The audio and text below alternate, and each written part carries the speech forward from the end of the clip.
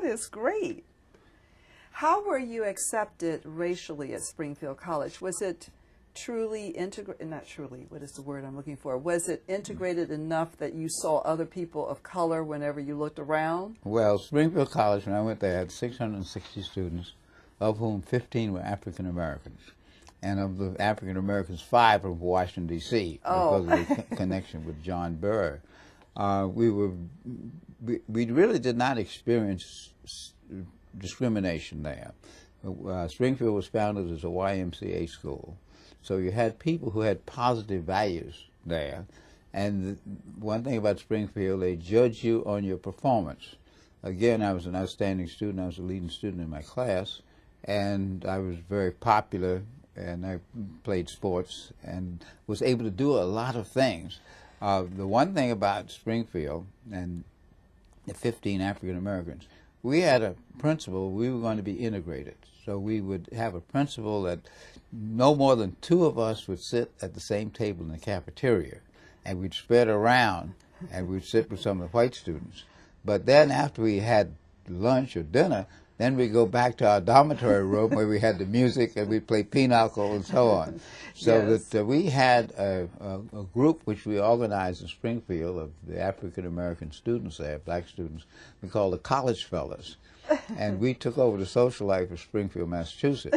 I bet you did. We put together 3 dances each year, yes. which raised money. Basically, we gave to the Springfield, the church, and to the Springfield Boys and Girls Club for young people. But we had all of the folks at Springfield. Springfield at that time had a population of 150,000, and only about 5,000 were African Americans. And about 3,000 of them lived on Alden Street in that area around Springfield College.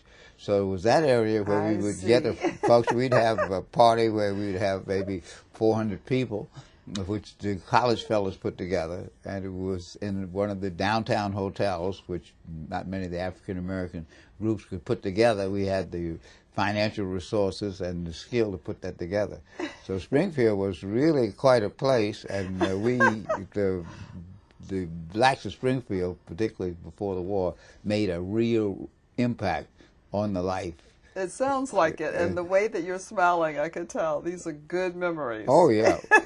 And the other thing is, we helped the white folks to come along.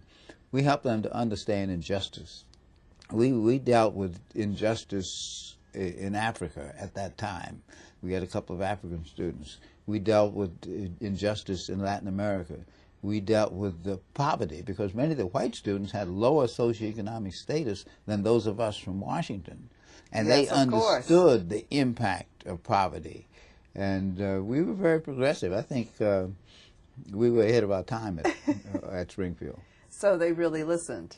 They listened. As a matter of fact, we became active in student government. I was the elected treasurer of the student government, and I paid all the bills for the athletic department. At that time, the athletics were run by the student government. And I paid the coaches, I paid the secretaries, I arranged for the buses for the trips. Yes. Which is great business experience. Isn't this something? But what